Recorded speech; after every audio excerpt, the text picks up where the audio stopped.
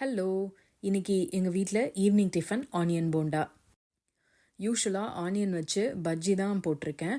Most of the time அதான் try பண்ணுவேன். But very ரீசெண்டாக நான் வந்து போண்டா ட்ரை பண்ணேன். இந்த போண்டா ரொம்ப நல்லா வந்தது. சரி, அந்த ரெசிபி உங்களோட ஷேர் பண்ணிக்கலாம் அப்படின்றதுனால தான் வித் இன்ஸ்ட்ரக்ஷன்ஸோடு நான் இந்த வீடியோ போஸ்ட் பண்ணியிருக்கேன். இந்த வீடியோ இன்ஸ்ட்ரக்ஷன்ஸில் பண்ண ஆனியன் போண்டா என்னோட 3rd attempt. நான் ஃபஸ்ட்டு 2 attemptsல என்ன மிஸ்டேக் பண்ணேன் அப்படின்றதையும் இந்த வீடியோவில் நான் அப்பப்போ டிப்ஸாக கொடுக்குறேன். உங்களுக்கு அது ஹெல்ப் பண்ணணும்னு நம்புகிறேன். ஒரு பவுல் எடுத்துகிட்டு அதில் 2 பெரிய வெங்காயத்தை நீட்டமாக கட் பண்ணி அந்த பவுலில் ஆட் பண்ணிக்கலாம். அண்ட் ஒரு பச்சை மிளகா வந்து ஃபைனாக சாப் பண்ணி ஆட் பண்ணிக்கணும். அதோட கொஞ்சம் கருவேப்பிலையும் கொஞ்சம் கொத்தமல்லியும் சாப் பண்ணி இதோட ஆட் பண்ணிக்கலாம். அதுக்கப்புறம் சோம்பு பொடி சேர்க்கணும். நீங்கள் சோம்பை வந்து ஒன்றும் பாதியமாக இடித்து கூட இதோட சேர்த்துக்கலாம். நான் வந்து 1 டீஸ்பூன் ஆட் பண்ணியிருக்கேன். அதோட 2 டீஸ்பூன் வந்து நான் காஷ்மீரி சில்லி பவுடர் தான் ஆட் பண்ணியிருக்கேன், ஜஸ்ட் கலருக்காக. பட் உங்களுக்கு ஸ்பைஸ் வேணும் அப்படின்னா நீங்கள் வந்து 1 டீஸ்பூன் நார்மல் மிளகா பொடியும் 1 டீஸ்பூன் காஷ்மீரி சில்லியும் ஆட் பண்ணிக்கலாம். அதோட 1 டீஸ்பூன் உப்பு, ஒரு 1/4 டீஸ்பூன் வந்து பெருங்காய பொடி, அண்ட் 1 கப் கடலை மாவு, 1/2 கப் அரிசி மாவு, இது எல்லாம் சேர்த்து ஃபஸ்ட்டு கையில் நல்லா பிசைஞ்சு விட்டுக்கணும். ஏன்னா வெங்காயத்திலே கொஞ்சம் தண்ணி இருக்கும். நீங்கள் பிசைய அந்த தண்ணி வந்து அதோட சேர்ந்து கொஞ்சம் இறுக ஆரம்பிச்சிடும்.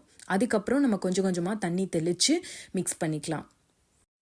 அதுக்கப்புறமா தண்ணி கொஞ்சம் கொஞ்சமாக தெளித்து உருண்டை பிடிக்கிற அளவுக்கு வந்து பதத்துக்கு நம்ம வந்து மிக்ஸ் பண்ண ஆரம்பிக்கணும்.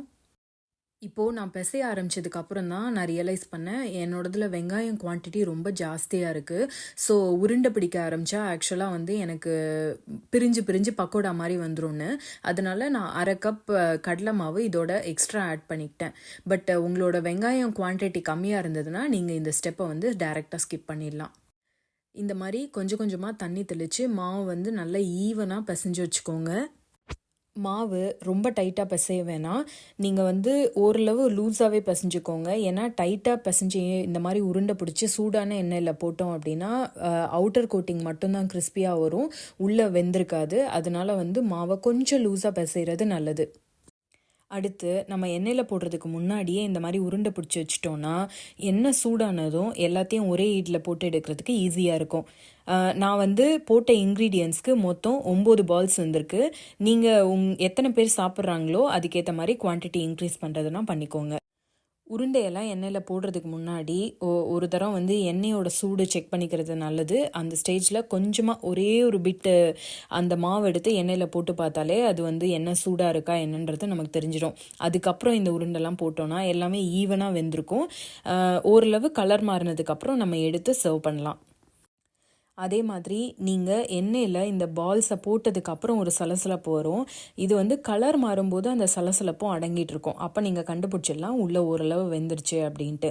அந்த ஸ்டேஜில் நீங்கள் வந்து போண்டாவை வந்து வெளியில் எடுத்துடலாம். சரி, இப்போது நான் ஃபஸ்ட்டு பண்ண 2 attemptsல பண்ண மிஸ்டேக்ஸ் என்னென்னு சொல்கிறேன். ஃபஸ்ட்டு மிஸ்டேக், உப்பு செக் பண்ணவே இல்லை. 1/2 டீஸ்பூன் ஆட் பண்ணிட்டேன்னு நினைக்கிறேன். செகண்ட் மிஸ்டேக், நான் பேக்கிங் சோடா ஆட் பண்ணது குவான்டிட்டி சரியாக தெரியாததுனால நான் கொஞ்சம் நிறைய ஆட் பண்ணிட்டேன்னு நினைக்கிறேன். அண்ட் அந்த டைமில் பண்ண போண்டா வந்து அவ்வளோ நல்லா வரல. அதனால தான் 3rd attemptல நான் பேக்கிங் சோடாவே ஆட் பண்ணாமல் பண்ணியிருக்கேன்.